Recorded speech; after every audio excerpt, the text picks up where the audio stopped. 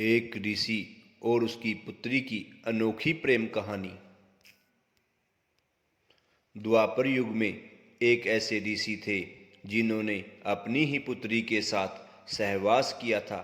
आइए जानते हैं इसके पीछे की कहानी। पौराणिक काल में एक ऋषि थे जिनका नाम पराशर था। उनको जब ये मालूम हुआ कि उनके पिताजी की मृत्यु राक्षसों ने की है तो वो उसका बदला लेना चाहते थे।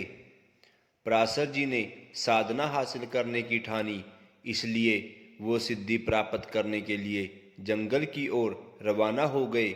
लेकिन जंगल जाने से पहले उनकी पत्नी ने उनसे कहा, हे स्वामी, आप तो जंगल जा रहे हैं, पर मेरा यहाँ क्या होगा?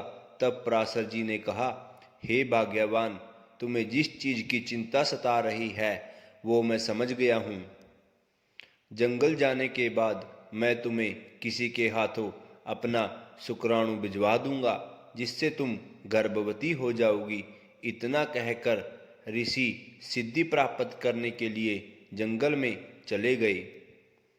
कुछ वर्षों के पश्चात जब ऋषि को याद आया कि उन्होंने अपनी पति को शुक्राणु भिजवाने का बोला था, तब उन्होंने तुरंत ही अपने शुक्राणु एक पीपल के पत्ते पर रखकर एक कौवे के जरिए भिजवा दिया।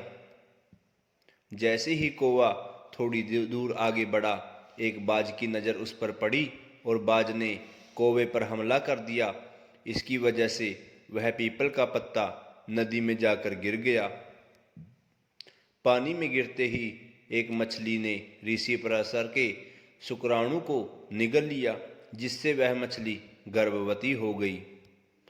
फिर कुछ दिन बाद वो मछली एक मछुआरे के जाल में फंस गई। मछुआरे ने जब इस मछली के पेट को काटा, तब उससे एक लड़की निकली। क्योंकि वह लड़की मछली के पेट से निकली थी, इस वजह से उस लड़की के शरीर से हमेशा मछली की महक आती और इसी कारण से मछुआरों में उस लड़की का नाम मत्स्यगंधा रखा। कुछ सालों बाद जब ऋषि पराशर घर लौट रहे थे, तब उन्हें यमुना नदी पार करने के लिए एक मछुआरे की जरूरत हुई और वो उसी मछुआरे के पास पहुँचे जो उनकी पुत्री का लालन पालन कर रहा था। उस वक्त मछुआरा भोजन कर रहा था, इसलिए उस मछुआरे ने अपनी बेटी मत्स्यगंधा को ऋषि पराशर को यमुना नदी पार कराने को कहा। पिता की आज्ञा पाकर मत्स्यगंधा ऋषि को नाव में बिठाकर नदी पार कराने लगी। इधर ऋषि पराशर उस मत्स्यगंधा की सुंदरता और यौवन पर मोहित हो गए और उससे संबंध बनाना चाहते थे। बीच यमुना नदी में ऋषि पराशर ने उस कन्या से कहा कि मैं तुमसे प्रेम बनाना चाहता हूँ, लेकिन उस कन्या ने ऋषि को ये कहकर मना कर दिया कि शादी से पहले किसी के साथ संबंध बनाना अपराध है। लेकिन ऋषि के बार बार कहने पर वो संबंध बनाने के लिए तैयार हो गई, परंतु उस कन्या ने ऋषि के सामने 3 शर्तें रखीं। पहली शर्त, मुझे आपके साथ संबंध बनाते हुए कोई न देखे। इस पर ऋषि ने उसी समय बीच यमुना नदी में एक कृत्रिम द्वीप का निर्माण कर दिया।